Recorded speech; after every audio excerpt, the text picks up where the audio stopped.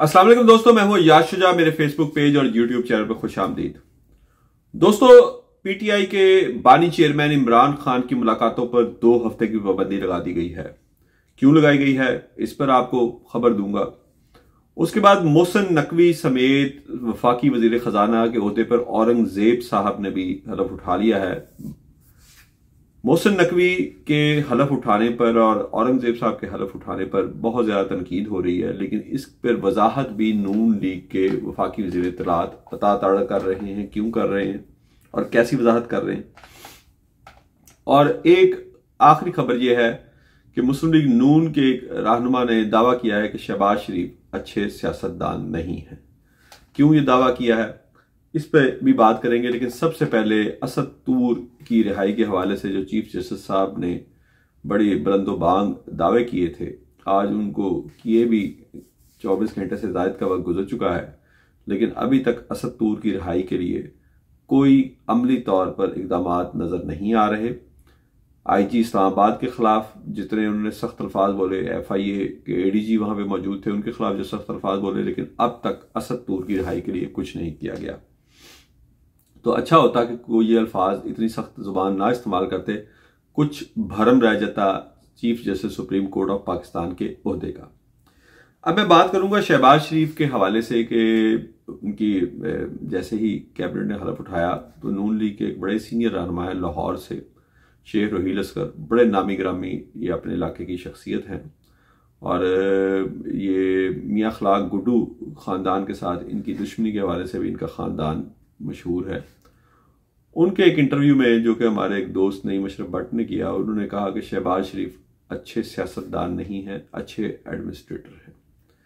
ये इंटरव्यू में उनको बरवला क्यों कहना पड़ा और ये किस लिए कहा गया। वसीम कादर जो उनको हरा कर PTI के जीते, उस पर भी उन्होंने बड़ी सख्त बात की कि वो तो इय्याका नअबुदु इय्याका नस्तईन कहकर कुरानी आयत पढ़ के भी मुकर गया, लेकिन मैं वहीं पे खड़ा हूं, यानी मैं नून लीग के साथ ही खड़ा हूं। लेकिन शहबाज शरीफ साहब के हवाले से ये उन्होंने बड़ी सख्त बात की कि वो अच्छे सियासतदान नहीं है। शायद उनको अंदाजा है इलेक्शन हारने के बाद, आपको पता है कि अब वजारत भी नहीं मिलनी, उनको अंदाजा है कि शहबाज शरीफ साहब को ही लाने का प्रोग्राम था और नवाज शरीफ साहब को तो सिर्फ और सिर्फ कोशिश की गई थी कि किसी तरीके से नून लीगी वर्कर का वोट हासिल किया जा सके। शुरू दिन से ही हमारे इस्टेब्लिशमेंट का प्लान यही था, क्योंकि जो 16-17 माह की हुकूमत थी PDM की, उसमें जितना अच्छा डिलीवर शहबाज शरीफ साहब ने किया, अवाम के लिए तो पता नहीं किया कि नहीं किया, लेकिन इस्टेब्लिशमेंट के लिए जितना अच्छे उन्होंने डिलीवर किया, वो नवाज शरीफ अपने पिछले 3 बार के दौरे इक़्तिदार में नहीं कर सके और तीनों बार उनको इस्टेब्लिशमेंट से लड़ाई की सूरत में, महाजारी की सूरत में घर जाना पड़ा।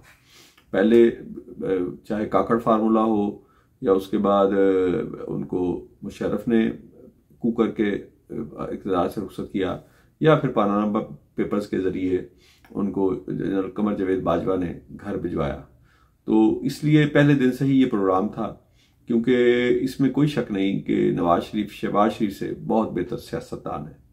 सियासत में बहरहाल वो अपने भाई से बहुत आगे हैं और पार्टी भी इसलिए उन्हीं के नाम पे नून लीग कहलाती है। अब अगली खबर की तरफ जाएंगे कि जो फाकी काबीना ने हलफ उठाया, मैंने आपको अपने वीलॉग में पहले भी बताया था कि मोहसिन नकवी फाकी वजीर दाखिला बन रहे हैं। इसी तरह मोहम्मद औरंगजेब जो कि अभी बैंक में एक बड़े ही बहुत बड़े ओहदे पे फायज हैं, उनको भी वफाकी वजीर खजाना का ओहदा का हलफ उठवा दिया गया है, लेकिन उन्होंने उस बैंक से छुट्टी ली है मेरी इतलात के मुताबिक वफाकी वजीर खजाना का हलफ उठाने के लिए, और वो नौकरी अभी तक नहीं छोड़ी है, क्योंकि शायद उनको यकीन नहीं है कि वो वफाकी वजारत खजाना को चला सकेंगे। उसकी वजह है कि मिफ्ता इस्माइल के साथ जो इसहाक डार ने किया या करवाया मियाँ नवाज शरीफ और मरीम नवाज से, उसके बाद कोई भी वजीर खजाना जो है वो अपनी पक्की नौकरी छोड़कर, पक्की नौकरी बैंक की नौकरी मेरी मुराद है, छोड़कर इस तरह की आर्जी नौकरी करने पर तैयार नहीं होगा। तो मोहसिन नकवी की हलफबरदारी के हवाले से बहुत सारे सवालात थे सोशल मीडिया पे, कई दिन से चल रहे थे कि वो किसके बंदे हैं। वो नून लीग के बंदे हैं, नून लीग उन्हें ऑन नहीं कर रही थी। वो पीपल्स पार्टी के बंदे हैं, वो भी नहीं ऑन कर रहे थे। फिर शोर पड़ा कि वो एस्टेब्लिशमेंट के बंदे हैं, जिसके बाद फिर हमारे वफाकी वजीर इत्तलात नए तैनात हुए हैं ताउल्ला ताड़ साहब, उनको मैदान में आना पड़ा और उन्होंने वजाहत की कि जी मोहसिन नकवी साहब जो है ना तो एस्टेब्लिशमेंट के बंदे हैं और ना ही नून लीग के बंदे हैं। उनको उनकी अच्छी कारकर्दगी पर कैबिनेट में लिया गया। ये इस तरह का यानी कि भौंडा जवाब आज तक किसी वफाकी हुकूमत ने नहीं दिया कि जो मोहसिन नकवी के हवाले से नून लीग की हुकूमत दे रही है। इस हवाले से सायरा बानो ने बड़ी खूबसूरत बात की एक टीवी प्रोग्राम में, और वो हमेशा बड़ी प्यारी बातें करती हैं। मैं उनकी बहुत यकीन करे दिल से कदर करता हूं कि बातें वो बड़ी कमाल करती हैं, और इस तरह की खातून को असम्बली में होना चाहिए था। उनको जानबूझ के असम्बली से इस बार निकाला गया ताकि वो असम्बली में ये बातें ना कर सके। उन्होंने उनसे जब ये सवाल किया गया कि वफाकी वजीर जो दाखिला है वो भी नून लीग का नहीं, वफाकी वजीर खजाना भी नून लीग का नहीं, एक दो और वजारतें भी उनके पास नहीं है, जैसे चौधरी सालिक हुसैन, अब्दुल अलीम खान, इसी तरह MQM के जो खालिद मकबूल सिद्दीकी हैं, इसी तरह एक दो और। तो उन्होंने कहा कि मेरे बच्चे जब छोटे होते थे तो बड़ा बेटा वीडियो गेम खेल रहा होता था, छोटा बेटा जिसको वीडियो गेम खेलनी आती तो नहीं थी लेकिन वो रोता और शोर डालता था कि मैंने भी खेलनी। तो मेरे लिए बड़ी प्रॉब्लम हो जाती थी, वो दोनों बच्चे लड़ते थे, बड़ा कहता था मैंने खेलनी है, छोटा कहता था मैंने खेलनी है। तो मैंने उसका हल ये निकाला कि एक वीडियो गेम जो पहले खराब हो गई थी उसका रिमोट जो था गेम खेलने का वो मैंने संभाल के रख लिया हुआ था, तो वो मैंने अपने छोटे बेटे को पकड़ा दी थी जब बड़ा बेटा खेल रहा होता था, तो वो भी उस रिमोट को दबाना शुरू हो जाता था। तो अब लगता यही था कि छोटे बेटे को कि वो खेल रहा है लेकिन खेल बड़ा बेटा होता था।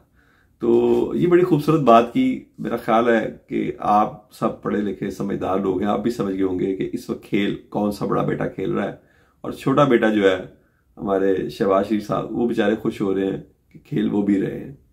अब आखिरी खबर की तरफ आऊंगा, बड़ी अहम खबर है, और ये एक बार फिर मैच फिक्सिंग है। इमरान खान की मुलाकातों पर 2 हफ्ते के लिए पाबंदी लगा दी गई, और आखिरकार वो जो 3 दहशतगर्द पकड़े गए थे, पता चल गया वो किसके लिए काम कर रहे थे।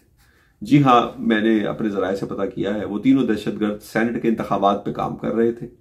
चूंकि सेनेट के इंतखाबात की आमद है, निस सेनेट के जो अराकीन है वो रिटायर हो चुके हैं और अब उन पे नए इंतखाबात होने।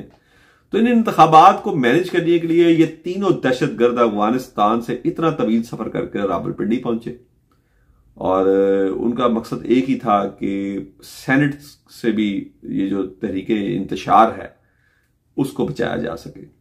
तो अब हमारे जो वज़ारत दाखिला है उसने पाबंदी लगा दी है इमरान खान समेत तमाम कैदियों की मुलाकात पर अडियाला जेल में। मेरी इतलात के मुताबिक अडियाला जेल में 7 से 8 हज़ार कैदी, जब मैंने आखिरी बार चेक किया था तो 7,500 कैदी थे। तो बड़ी ज्यादती है कि इन बेचारे 7,500 कैदियों की भी मुलाकातों पर पाबंदी लगा दी गई है सेनेट के इंतखाबात को मैनेज करने के लिए। तो बड़ा अफसोस हुआ कि हम बल्ले का निशान लेते लेते दहशतगर्दों तक पहुंच गए। यानी हम कहां से शुरू हुए और कहां तक गिर गए, लेकिन अभी तक हमारी इंजीनियरिंग खत्म होने में नहीं आ रही। और ये हमारे मेरी इतलात के मुताबिक PTI में भी कुछ लोग जो डबल गेम कर रहे हैं इस वक्त खान साहब के साथ, और उनके हाथ कहीं और मिले हुए हैं। उनकी ख्वाहिश थी कि इमरान खान साहब पर हमारी मुलाकातों पर पाबंदी लगाई जाए, वरना हम आपको मतलूबा नताइज नहीं दे सकेंगे। तो ये है इमरान खान से 15 दिन तक मुलाकातों पर पाबंदी का जो अब खबर चल रही है उसका बैकग्राउंड, कि सेनेट के इंतखाबात को इस दौरान मैनेज किया जाएगा, PTI से ब्लंडर्स करवाए जाएंगे। लेकिन मेरी इतला ये भी है कि इमरान खान साहब ने भी इसका नोटिस ले लिया है, और अब उनकी तहरीर व तकरीर पर तो पाबंदी है। जब उनका वो मजमून छपा था इंटरनेशनल जरीदे में, तो अब देखना यह है कि इमरान खान किस तरह अपने उम्मीदवारों को सेनेट तक पहुंचाते हैं, और वो कुव्वतें जिन्होंने उनसे बल्ले का निशान छीन कर लालटेन, बैंगन, केला, घिया कद्दू और बेंच और पता नहीं गधा गाड़ी तक के निशान पर शिकस्त खाई थी, वो किस तरह इसको मैनेज करते हैं। मजीद खबरें भी आपकी खिदमत में पेश करता रहूंगा। अपने दोस्तों और रिश्तेदारों का ख्याल रखिएगा। अल्लाह हाफिज।